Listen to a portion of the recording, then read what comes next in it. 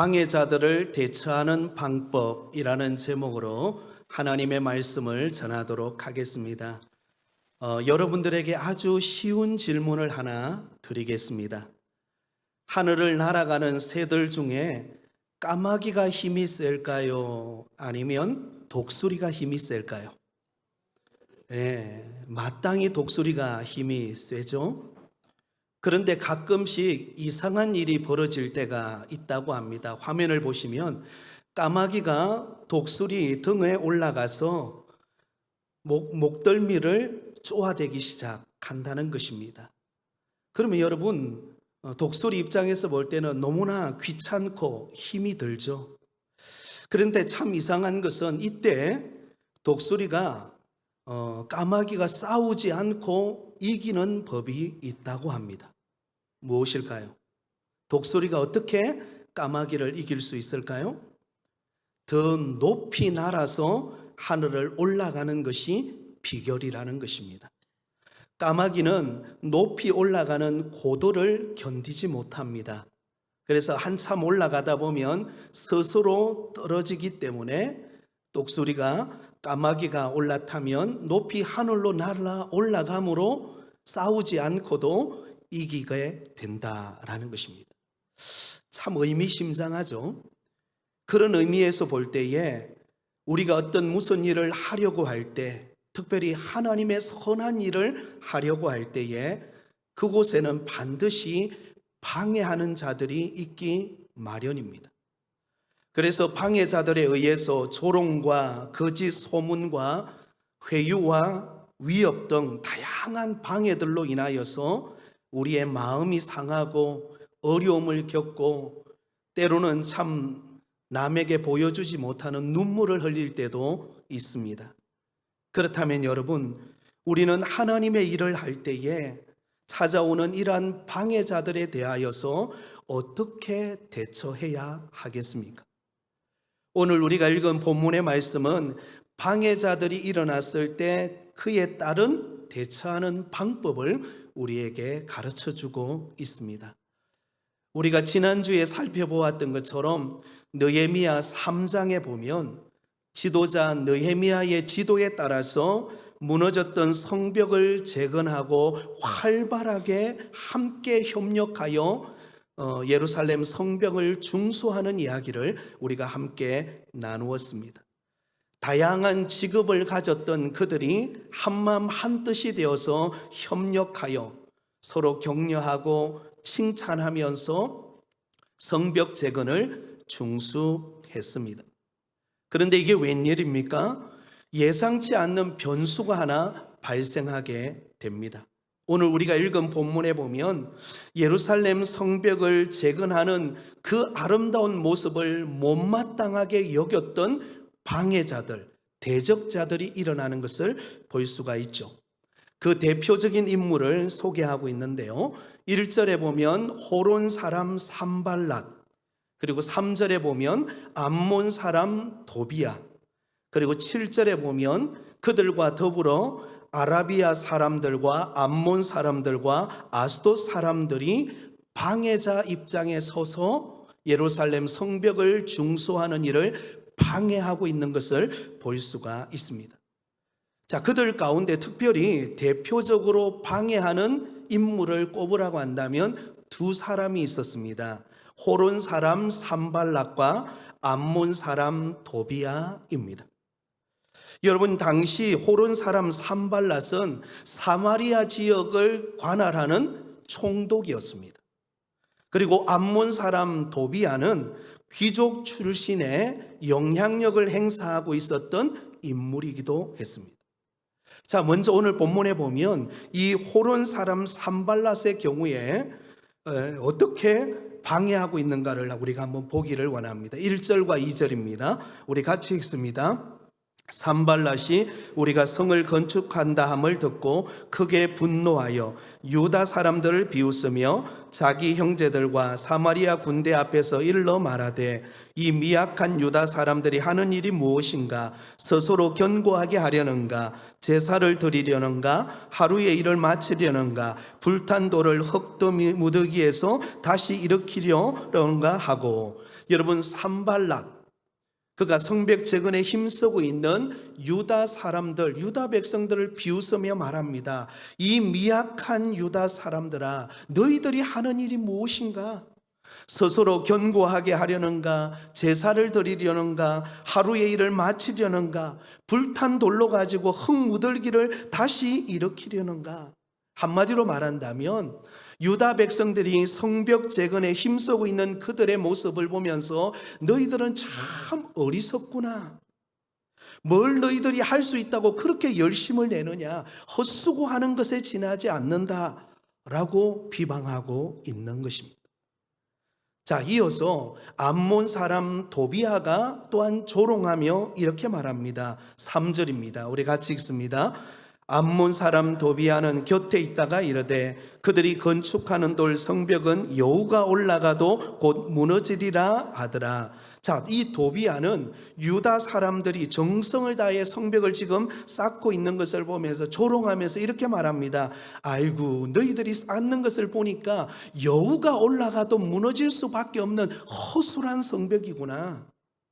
너무나 허술하고 초라하고 성벽을 쌓아도 아무것도 소용이 없다라고 하는 비관적인 말로 그들을 조롱하고 있는 것을 보게 됩니다. 자, 그럼 여기서 우리는 매우 궁금한 점이 하나가 있습니다. 왜 이들은 느헤미야의 지도하에 모든 이스라엘 백성들, 유다 백성들이 힘을 모으고 격려하면서 아름다운 그 무너졌던 성벽을 쌓는 일에 힘을 모으고 있는데 왜 이들만큼은 방해자의 입장에 서서 모함하고 조롱하고 돕지 않고 그들이 방해하고 있을까요? 여기에는 4가지 이유가 있었습니다. 4가지 이유에. 첫 번째는요, 정치적인 이유가 있었습니다. 정치적인 이유는 바로 자신들의 권력이 상실될 것에 대한 두려움이 있었기 때문입니다. 여러분, 예루살렘 성벽을 재건하게 되면은 유다의 자치, 안보가 독립되고 보호를 받게 됩니다. 그런데 그동안 이 예루살렘 성벽이 무너져 있는 동안에는 사마리아 중심의 기존 권력 구조가 형성되어 있었습니다. 그러면 사마리아를 묻고 있었던 사람들이 주도권을 가지고 있었는데 여러분, 예루살렘 성벽이 재건되어지고 나면 그 구조가 흔들리게 될 것에 대한 두려움을 가졌기 때문에 지금 조롱하고 있는 것입니다. 두 번째 이유는 영적인 이유가 있습니다. 하나님의 언약 회복에 대한 적대감 때문이었습니다. 여러분, 성벽은 단순히 그냥 벽을 쌓는 정도의 그런 의미를 지니고 있는 것이 아닙니다. 거룩한 공동체, 유다 백성의 거룩한, 하나님의 택한 백성의 거룩한 공동체의 회복을 상징하고 있었기 때문입니다. 그런데 그 당시 이 혼합신앙과 타협하는 자들에 의해서는 여러분, 하나님만 섬기는 이 순수한 신앙의 회복을 이루기 위하여 성벽을 재건하는 것이 못마땅하게 여겨진 것입니다. 그래서 방해했던 것입니다. 세 번째는 개인적인 이유가 있습니다. 그것은 바로 개인의 기득권과 이익이 상실될 위기를 느꼈기 때문입니다. 여러분, 이들은 예루살렘 성벽이 무너져서 쇠퇴하는 가운데서 그들이 이익을 얻는 자들이었습니다. 도비아의 경우만 하더라도 예루살렘 성전 가까이 그 지역을 장악하면서 영향력을 행사하고 있었습니다. 그런데 이제 예루살렘 성벽이 재건되어지고 나면 그들이 어때요? 그동안 이루어왔던 모든 부정부패가 다 드러날 수밖에 없는 것입니다. 그리고는 기득권이 무너지고 그들은 아무것도 할 수 없는 처지가 되니까 위기감을 느끼고 반대하게 되었던 것입니다.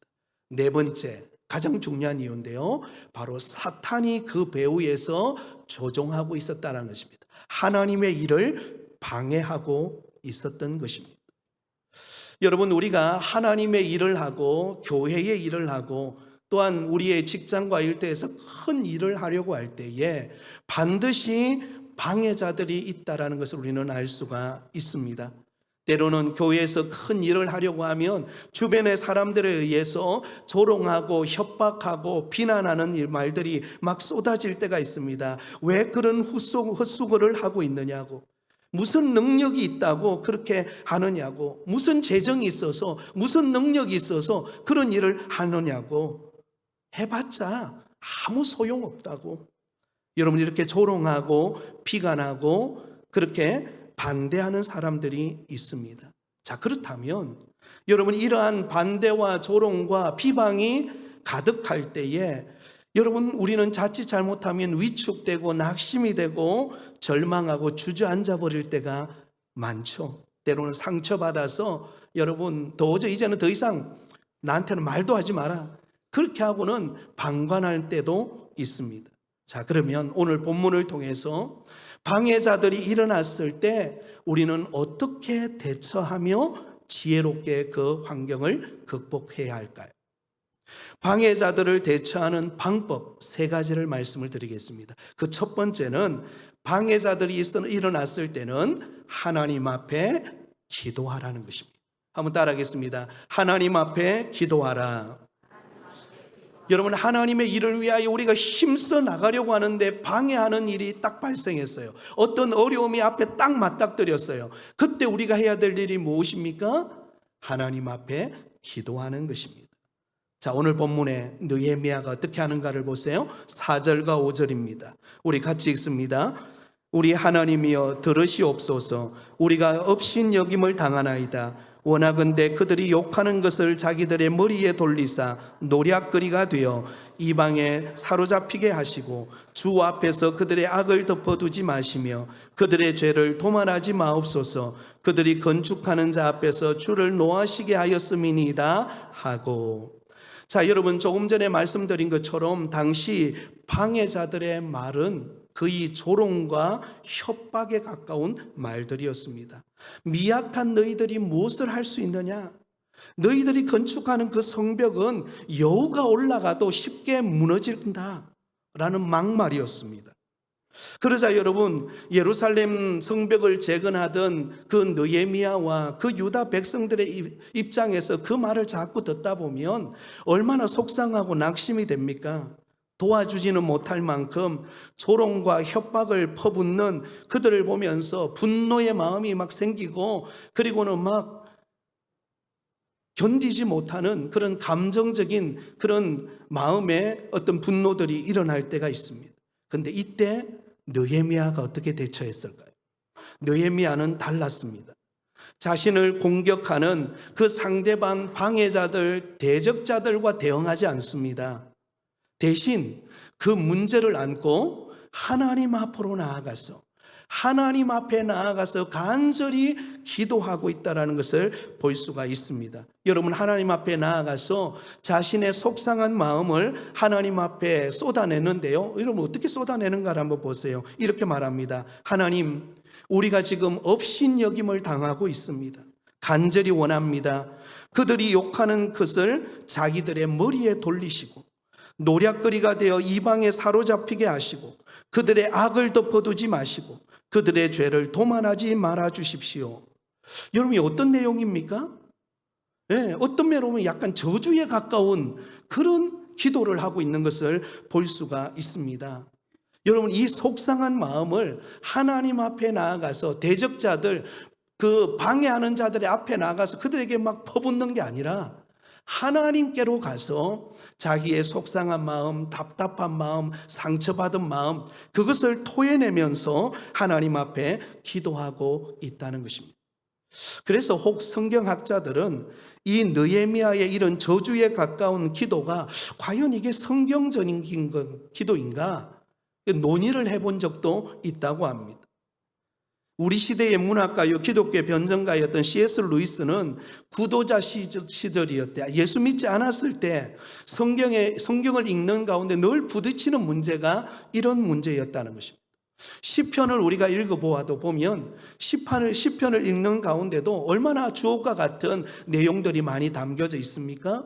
그런데 그 내용 가운데도 보면 마치 상대방에게 저주를 퍼붓는 것 같은 그런 기도를 드린 적이 있습니다. 저들의 일을 꺾으시고 하면서 막 기도가 굉장히 어떤 면은 부담스러운 기도를 하는 경우가 있습니다. 자, 그러면 오늘 본문에 이 느헤미야의 저주에 가까운 이 기도를 담고 있는 이유가 무엇인가? 그것은 사람에게 그렇게 하라는 말이 아니라 하나님 앞에 나와서 자신의 속상함과 아프고 상처받은 마음을 있는 그대로를 다 내놓아도 하나님은 그 기도를 받아주신다는 것입니다. 그 아픔을 이해하고 하나님은 그것을 품어주신다라는 의미에서의 기도입니다. 그러므로 여러분, 느헤미야는 과감 없이 하나님 앞에서 자신의 속상한 마음, 좌절되고 분노가 차오르고 괴로운 마음들, 그것을 다 끄집어내어서 하나님 앞에 솔직하게 고백하고 있다는 것입니다. 그런데 우리는 어떻습니까? 우리 같은 경우는 이게 반대가 될 때가 많아요. 누군가가 나를 방해하고 나를 모함하고 나를 힘들게 하면 여러분 어떻게 합니까? 그 사람에게 가가지고 함께 내가 받았던 그대로 그 사람에게 쏟아붓는 거죠. 분노를 표출하고 그 사람에게 가서 막 조롱하고 비난하고 협박하고. 여러분, 그렇게 되면 문제를 해결할 수 없는 거예요. 어떻게 하라는 거죠? 하나님 앞에 나아가서 내 마음속에 있는 그 아픔과 울분과 그 상처와 그 어려움의 문제를 토해내기 시작할 때 하나님은 내 마음의 감정의 찌꺼기들을 주님이 거두어 주시고 나의 그 간절함을 들으신다라는 사실을 우리는 잊지 않기를 바랍니다. 여러분, 성경에 보면 억울한 일을 당했을 때, 방해자들로 인하여 고통받았을 때에 그때 하나님 앞에 나아가서 기도함으로 응답을 받았던 성경의 인물들이 많이 있습니다. 그 중에 한 사람이 우리가 잘 아는 한나. 여러분, 한나는 자식이 없어서 고통당할 때에 버닛나가 먼저 아이를 낳게 됩니다. 그러자 이 버닛나가 여러분 이 한나를 괴롭히잖아요. 막 상처를 주고 아픔을 줍니다. 그때 여러분 이 한나가 그 조롱과 멸시를 받았을 때에 한나가 선택한 것은 무엇입니까? 버닛나의 머리끄댕이를 잡고 함께 싸우는 게 아니라 하나님 앞에 나아가서 기도했다라는 것입니다. 사무엘상 1장 10절입니다. 우리 같이 읽습니다. 한나가 마음이 괴로워서 여호와께 기도하고 통곡하며. 여러분, 한나의 마음이 얼마나 서러웠겠습니까? 한나의 마음이 얼마나 상처가 되었겠습니까? 그렇지 않아도 자식이 없어서 고통스러운데 자신을 향하여 조롱하고 비난하는 그 말을 들을 때에 그 마음에는 큰 상처가 되었을 것입니다. 그러나 버닛나와 싸우는 게 아니라 하나님 앞에 나아가서 자신의 괴로움을 내어놓고 통곡하면서 하나님 앞에 부르짖어 기도합니다. 그랬을 때 하나님은 그 한나의 기도를 들으시고 여러분, 사사시대의 큰 역할을 감당하는 사무엘이라고 하는 믿음의 아들을 주시는 것을 볼 수가 있습니다. 다윗의 경우도 마찬가지입니다. 다윗도 사울 왕의 시기심에 의해서 그가 미움을 받아서 쫓겨나는 신세가 되었을 때 얼마나 억울합니까? 자신이 뭐 잘못한 게 있습니까? 여러분, 다윗이 잘못한 게 없어요. 다윗은 골리앗에 의해서 이스라엘 민족이 섬기는 하나님이 조롱당하는 것이 너무나 화가 나서 의분에 차서 그 골리앗을 물맷돌로 무너뜨린 것밖에 없습니다.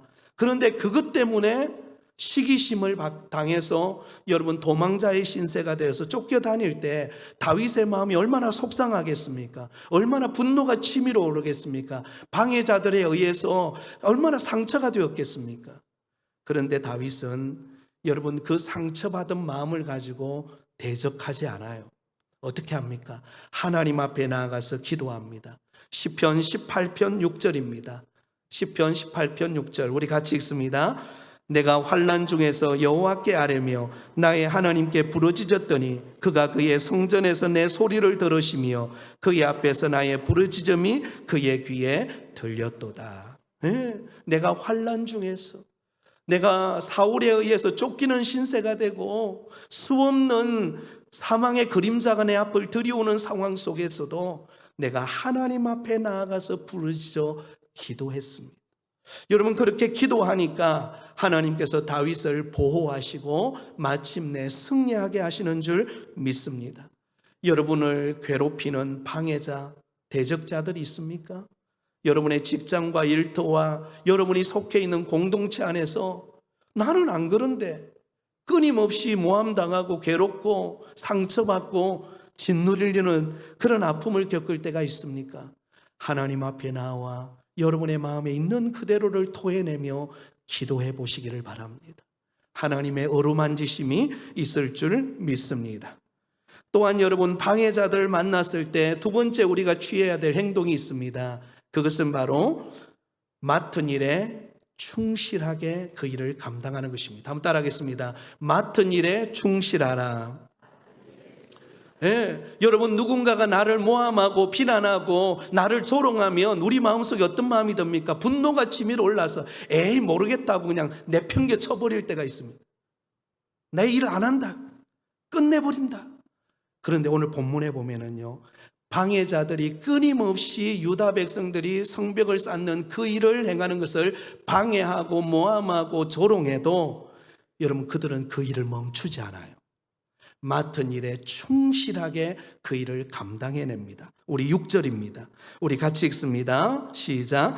이에 우리가 성을 건축하여 전부가 연결되고 높이가 절반에 이르렀으니 이는 백성이 마음을 들여 일을 하였음이니라. 여러분, 예루살렘 성벽을 짓는 도중에 방해자들, 대적자들이 나타나서 끊임없이 비난하고 조롱하고 모함할 때 여러분 얼마나 속상합니까?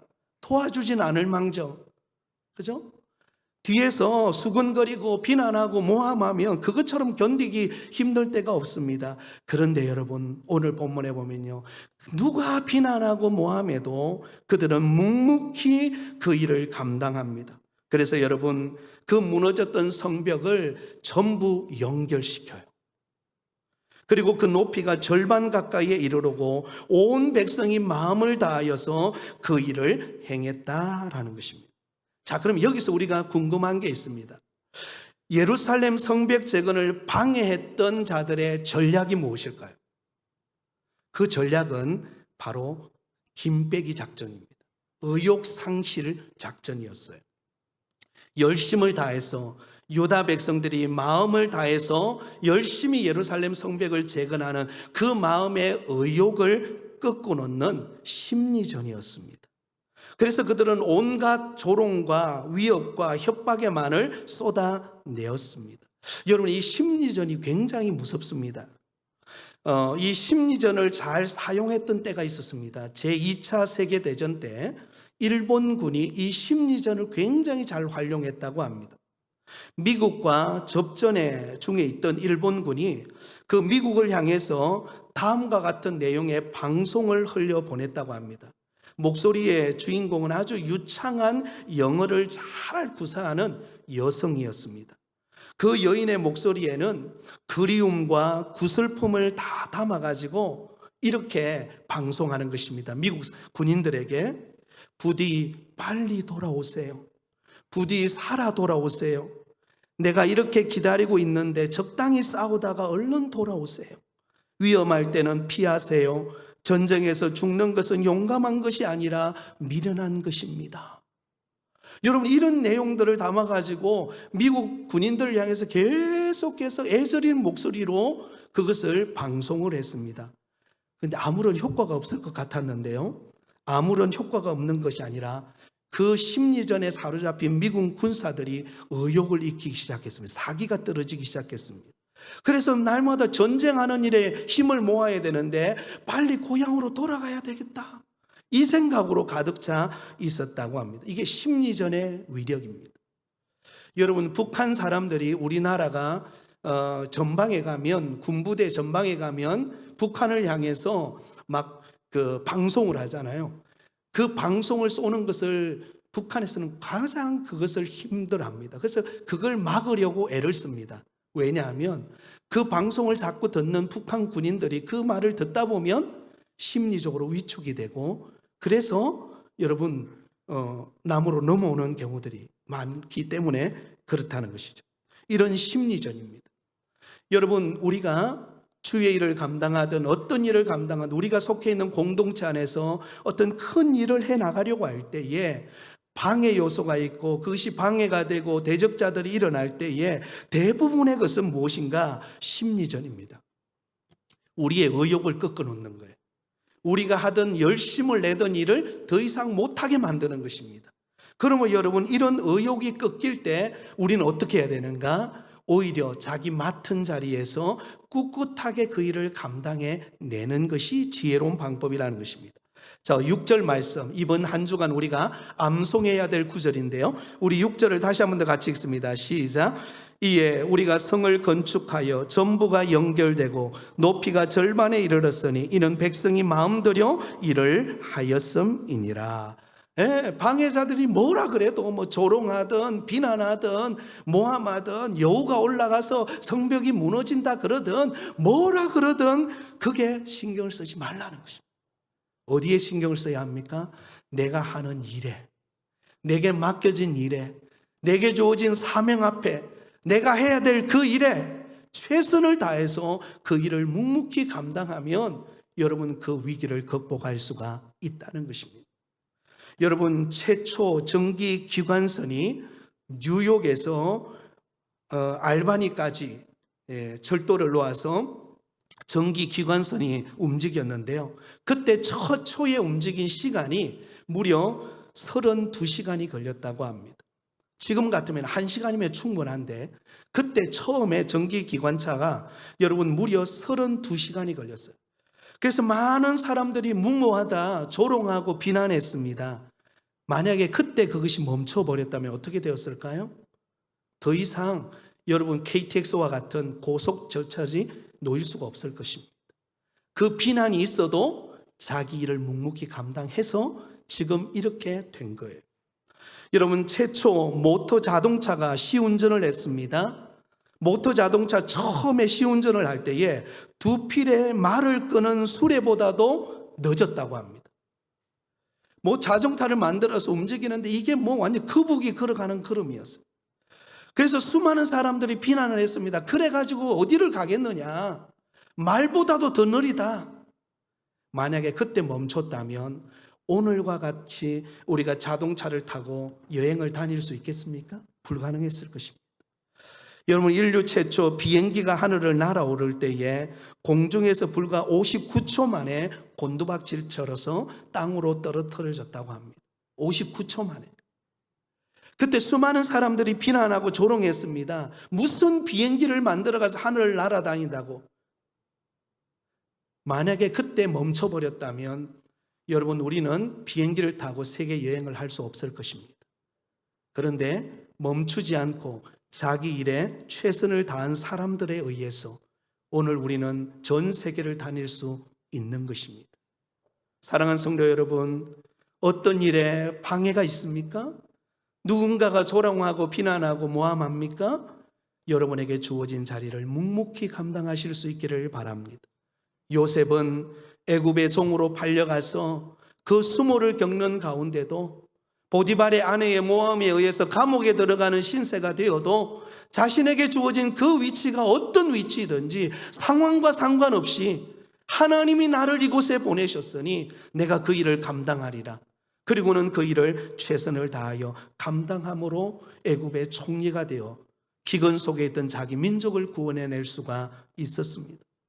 사도 바울은 이방인의 사도로 부름을 받아 복음을 전하는 곳곳마다 고난과 핍박과 수없는 모함이 그의 앞을 가로막았습니다. 그러나 사도 바울은 고백합니다. 나의 달려갈 길과 주 예수 그리스도께서 받은 그 사명, 이 복음 전하는 일을 마치려 하면은 나의 생명을 조금도 귀하게 여기지 아니하리라. 그리고 그 복음 전하는 일을 위하여 달려간 것입니다. 사랑하는 여러분, 저와 여러분은 어떤 어려움과 방해 속에서도 내게 주어진 사명, 주님 맡기신 그 일을 충성되이 성실하게 감당하는 믿음의 성도들이 되시기를 예수님의 이름으로 축원드립니다. 마지막 세 번째는요, 가장 중요한 말인데요, 방해자들이 일어났을 때는 한번 따라하겠습니다. 하나님을 기억하라. 하나님을 기억하시기 바랍니다. 내 형편, 내 상황, 내 마음의 중심을 아시는 하나님을 기억하고 하나님을 바라보고 이겨내시기 바랍니다. 우리 14절을 마지막으로 같이 읽습니다. 시작.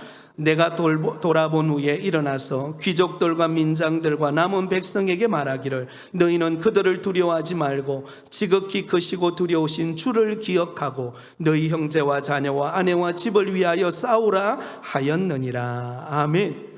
여러분, 느헤미야는 이 방해자들을 대비해서 철저히 준비태세를 갖춥니다.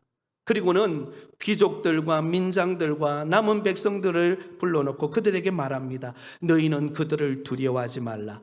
지극히 크시고 두려우신 주를 기억하고 나의 형제와 자녀와 아내와 집을 위하여 싸우라. 그들을 두려워하지 말라. 지극히 크고 두려우신 주를 기억해라. 여러분, 우리의 두려움의 대상이 누구입니까?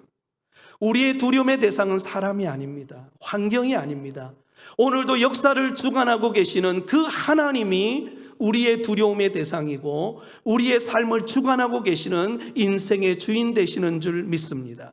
그 하나님을 기억하고 그 하나님을 바라보고 그 하나님께 도움을 구하고 나갈 때 어떤 어려움과 고난도 우리는 이겨낼 수가 있습니다. 누구보다도 이 땅의 인생을 짧게 살았지만 가장 위대한 일을 행한 분이 계십니다. 그분이 바로 우리 예수님이십니다. 예수님이 이 땅에 오셔서 공생의 사역을 감당할 때 수많은 기적과 수많은 하나님의 능력을 행하셨지만 그러나 그와 더불어 누구보다도 가장 많은 멸시와 조롱과 비난을 받았던 사람은 우리 예수님이십니다. 세리와 죄인들의 친구다라고 비난했습니다. 백성들을 미혹하게 하는 자다라고 모함했습니다. 율법을 파괴하는 자다라고 정죄했습니다. 신성을 모독하는 자라고, 참남한 자라고, 자칭 유대인의 왕이라고, 그리고는 여러분 비난하고 모함하고 거짓을 퍼붓습니다. 심지어는 여러분 예수님의 양옆에 함께 못 박혔던 극악무도한 죄를 지었던 죄인 중에 한 사람도 예수님을 향하여 조롱했습니다. 비난했습니다. 그런데 그때 예수님은 침묵을 지키면서 오직 하나님만을 바라보았습니다. 아버지여, 내 영혼을 아버지의 손에 부탁하나이다. 여러분, 예수님은 모함받을 때, 조롱당할 때 사람을 바라보며 하소연하지 않고 하나님을 바라보고 하나님이 나의 것을 아신다, 하나님이 나를 붙들시고 계신다, 그러므로 묵묵히 십자가를 지심으로 우리를 구원하시는 구세주가 되셨습니다. 사랑하는 성도 여러분, 우리는 그러므로 우리의 형편을 아시고 우리 모든 것을 주관하고 계시는 하나님을 기억하실 수 있기를 바랍니다. 하나님이 오늘도 우리의 역사를 주관하고 다스리고 계십니다. 그 하나님께 맡겨드리시기를 바랍니다. 사도 베드로는 그분의 승리를 이렇게 증언하고 있습니다. 베드로전서 2장 23절 24절에 우리 같이 읽습니다. 욕을 당하시되 맞대어 욕하지 아니하시고 고난을 당하시되 위협하지 아니하시고 오직 공의로 심판하시는 이에게 부탁하시며 친히 나무에 달려 그 몸으로 우리 죄를 담당하셨으니 이는 우리로 죄에 대하여 죽고 의에 대하여 살게 하려 하심이라. 그가 채찍에 맞음으로 너희는 나음을 얻었나니. 욕을 당하시고 고난을 당하시고 피 흘리시고 죽으셨습니다. 그런데 여러분, 결국은 그 모든 것을 보시는 하나님께서 예수님을 통하여 구원을 완성하신 것입니다. 그러므로 여러분, 우리는 어떤 어려움 속에서도 하나님이 나를 기억하고 있다, 하나님이 나를 보고 계신다, 그것을 기억하면서 하나님이 맡겨주신 사명 앞에 충실하면서 기도하는 가운데 주 안에서 승리하며 살아가실 수 있기를 바랍니다. 우리가 살아가는 날 동안 어떤 방해와 모함과 어떤 위기를 만나도 여러분 하나님을 의지하는 가운데 묵묵히 이겨내심으로 주 안에서 승리하는 믿음의 성도들이 다 되시기를 예수님의 이름으로 축원드립니다.